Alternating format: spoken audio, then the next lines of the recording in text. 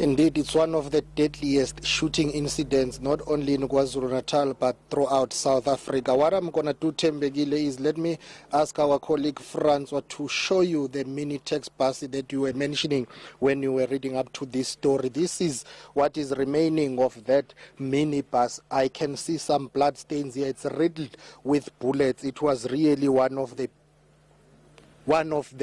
most, how can I put it, vicious attacks in the history of the taxi industry in KwaZulu-Natal. You can see here, even inside this taxi, I can even see some blood stains, and you can see some bullet holes here. 11 people perished when they were attacked and assassinated here, execution style. They are all linked to the taxi industry, but their taxi association was from Gauteng. They had attended a funeral somewhere in the KwaZulu-Natal Midlands, Matolo, near Greytown. But right now we are joined by the MEC for Transport and Community Safety in KwaZulu-Natal, Mxolisi Kaunda, who will tell us more on this. Babu Kaunda, thank you very much for your time. First things first, let's get the details, the facts.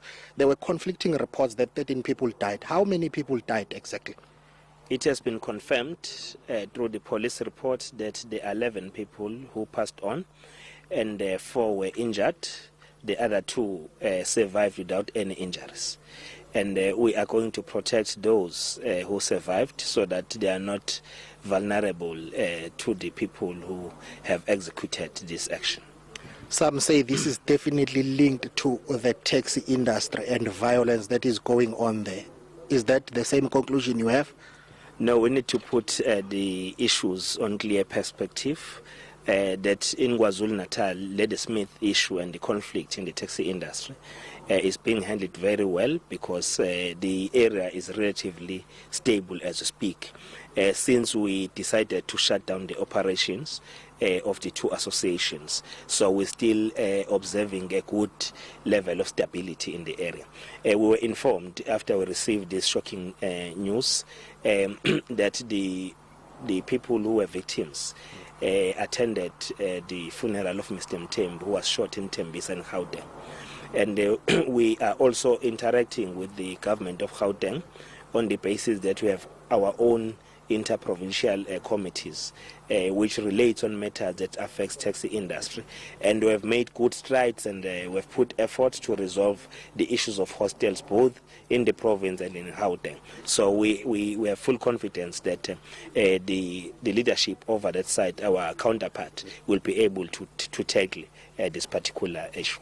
But some say it doesn't help the situation, the fact that this incident happened somewhere here between Umnambiti and Kolenzo, whereas Umnambiti is known to harbor hitmen, according to some people. We can't dispute that sometimes even the utterances that are made by our counterparts and colleagues when we meet, they said we are the ones who ship the hitmen from KZN to Gauteng. But the nature of the industry, it's also reflect on that character, that the industry coexists with the hitman industry. And unfortunately, the other industry is only perpetuated by those in the industry who have money, who have the market, who create the market for the hitmen to do so. But we really wish to condemn this particular deed with all the contempt that it deserves. This is barbaric in nature, and it can't be allowed in our society. It's barbaric, and also 11 people dead. That's too much. Yeah, this is one of the major incidents and the killing in the taxi industry in the country, and therefore we have spoken to the police when they gave me the report. They are working flat out to conduct investigations, and we are hoping that they are going to effect arrest in relation to this matter. Some say, though, it seems as if crime intelligence and the taxi intervention unit is not doing its job, because this could have been picked up before it could have happened. I don't want to be selective. There are areas where crime intelligence have done some good work, where they were able to detect things before they happen. So it is one of the unfortunate incidents where there was no detection of this particular kind of attack, and they attended the funeral. So we had all the hopes that we would have maybe detected some of the things when somebody was shot in another province. In connecting the dots, they attend the funeral of a taxi owner who was shot and killed in Gauteng. They are shot and killed in KwaZulu-Natal. You can connect the dots there, even though investigations are underway, but it does seem that it's related to ongoing taxi violence, not in this province, perhaps in Gauteng, but linking this province as well. If you understand Gauteng as a province, Gauteng, most of the people are migrating from their towns to Gauteng because there are mines there. So that also applies to the taxi industry. Most of the people who operate taxis in Gauteng, they come from KwaZulu-Natal. That's a fact which can't be disputed.